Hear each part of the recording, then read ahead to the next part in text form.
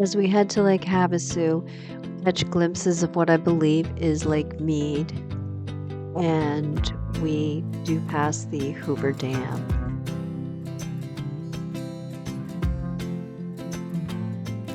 It was more time consuming than we expected because they search the RV when you stop at the dam.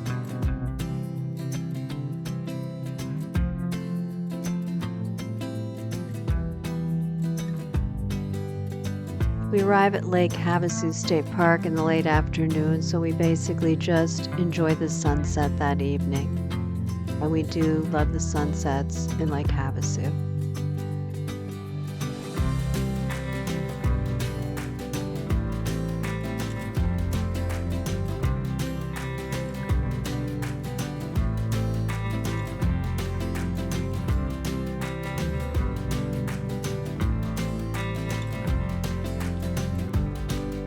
Our campsite is very close to the lake and the little beach, so we get a great views of the sunset every night.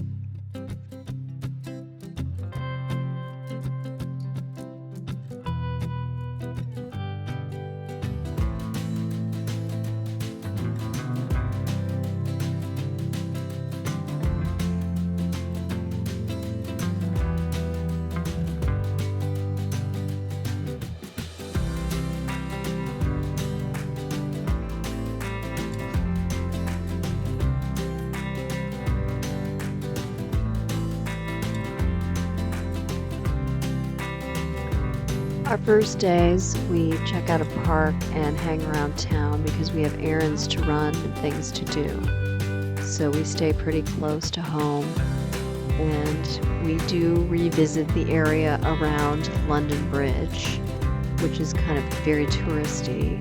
This is from under the bridge. We did over the bridge last visit we were here.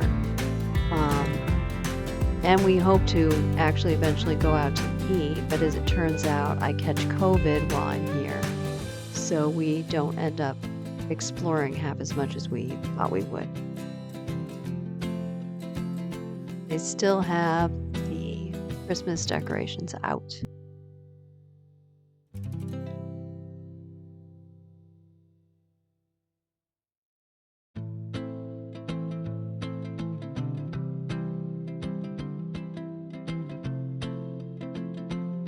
A glimpse of our campsite.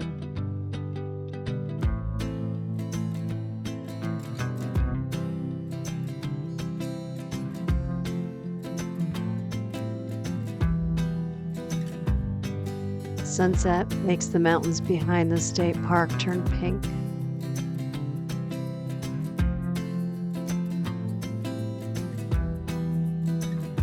The afterglow from the sunset goes on, and it's almost better than the sunset itself.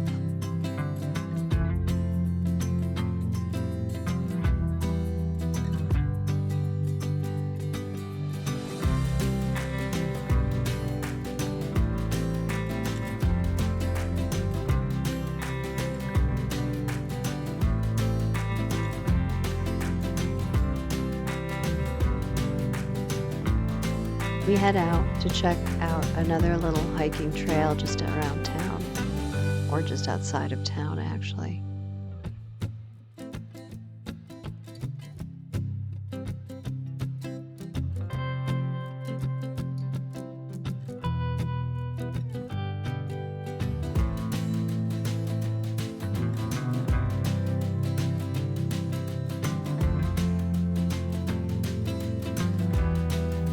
I try to catch a picture of the Roadrunner, but all I get is this guy. I don't get out for this sunset at all because I'm coughing too hard and it's freaking out the neighbors. The next day, we go explore the cactus garden. We do not see any of these venomous animals, though, but we do see plenty of cacti as we make our way through here.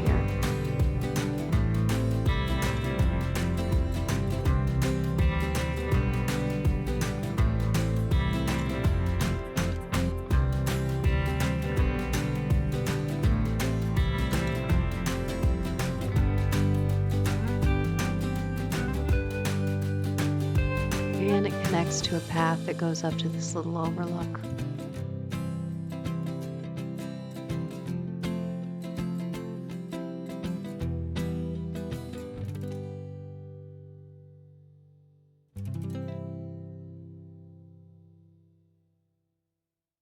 From here, we have a view of the area where the cabins are.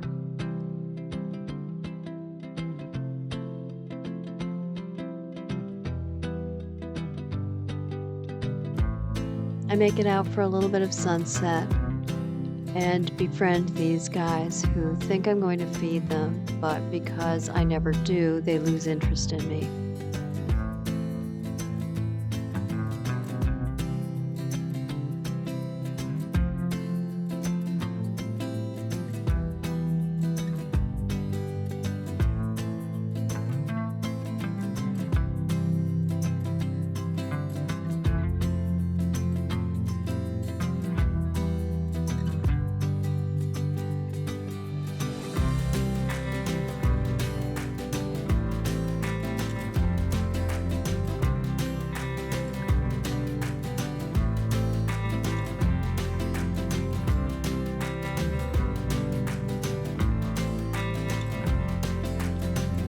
So we take 2 day trips while we're here. Take a day trip out to Oatman, which takes us pretty far out, so I don't have to be in touch with people.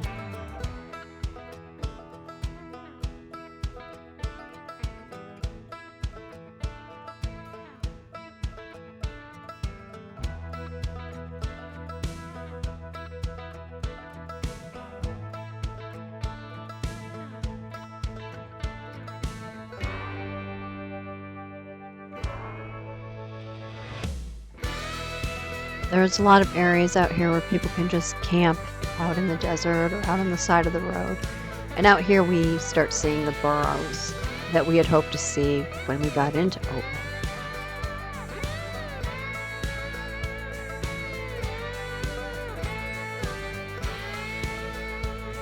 And the road we're on is the old Route 66.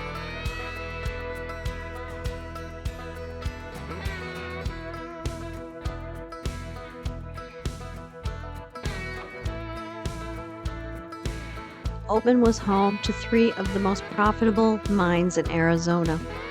The burros were brought here by miners and adapted to the desert. In 1926, Route 66 came to Oatman, and when Route 66 was decommissioned in 1950s, Oatman was on its way to becoming a ghost town.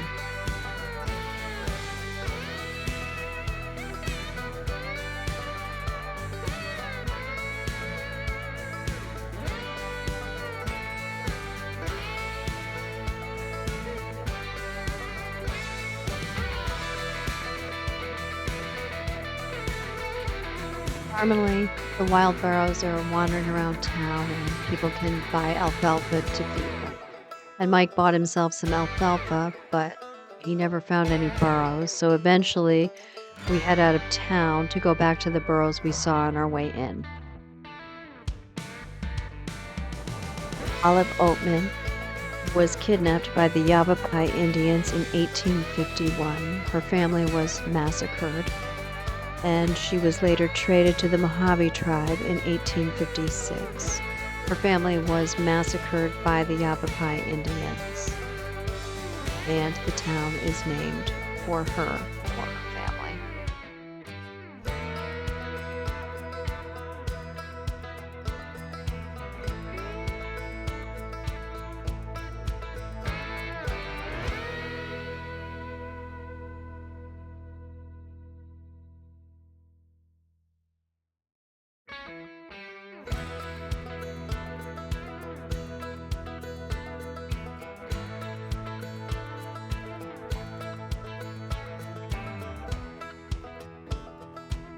On our way out of town, we see this BLM campground on the side of the road and a very fancy memorial to Jim Nelson.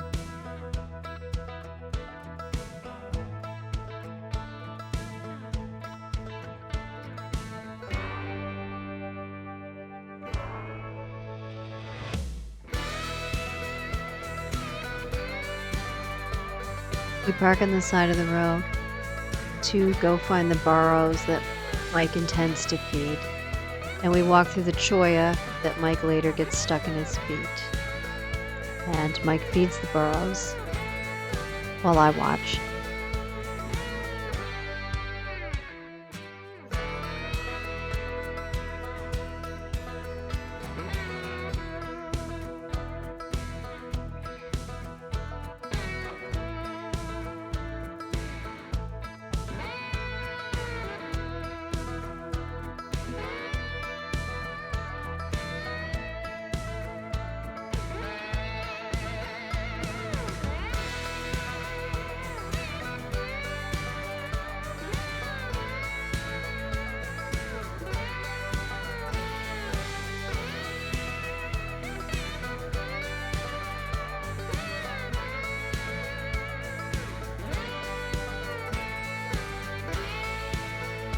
The cholla in bloom.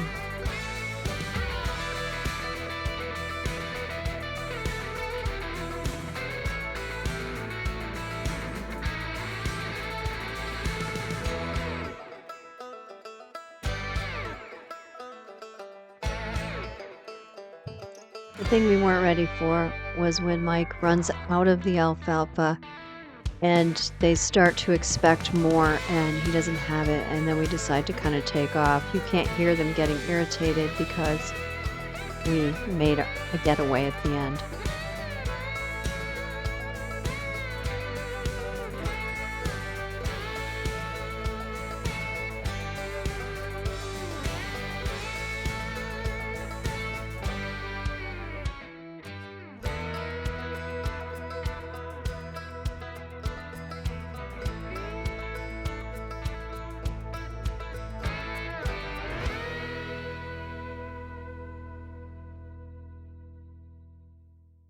We have to move spots at the campground because we extend our stay by 2 nights because I'm still not feeling that well.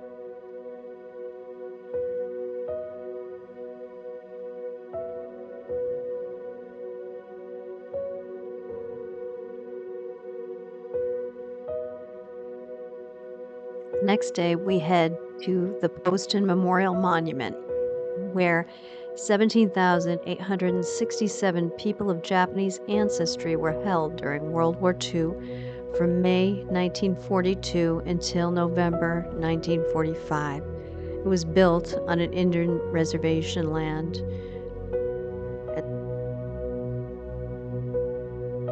None of the buildings are still in existence, but there were bunkhouses with a guard tower, and they were enclosed by fencing. For years, this is whole families having to live like this. And these names are the names of the families and the block that they lived in.